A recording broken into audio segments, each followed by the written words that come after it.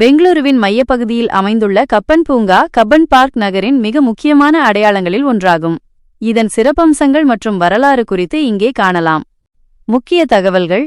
அதிகாரப்பூர்வ பெயர் ஸ்ரீ சாமராஜேந்திர பூங்கா, ஸ்ரீ சமராஜேந்திர பார்க். பரப்பளவு சுமார் 300 ஏக்கர்.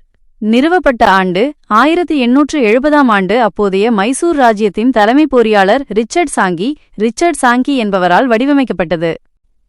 நீங்கள் அங்கு பார்க்க வேண்டியவை: 1. அட்டார கச்சேரி பூங்காவிற்கு எதிரே உள்ள சிவப்பு நிற கட்டிடம். இது கர்நாடக உயர் நீதிமன்றமாக செயல்படுகிறது.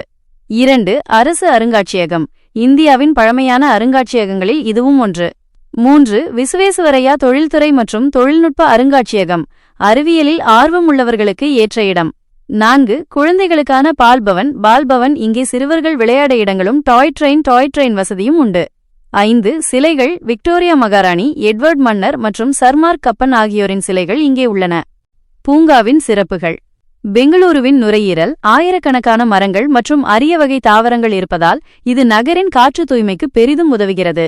நடைபயிற்சி. அதிகாலையில் நடைபயிற்சி செய்பவர்களுக்கும் யோகா செய்பவர்களுக்கும் இது ஒரு சொர்க்கம். ஞாயிற்றுக்கிழமைகளில் வாகன போக்குவரத்துக்கு தடை விதிக்கப்படுவதால் மக்கள் சுதந்திரமாக உலா வரலாம். நாய் பூங்கா டாக் பார்க். வார இறுதிகளில் செல்ல பிராணிகளை அழைத்து வருபவர்களுக்காக தனி இடம் ஒதுக்கப்பட்டுள்ளது. நேரம் மற்றும் கட்டணம்.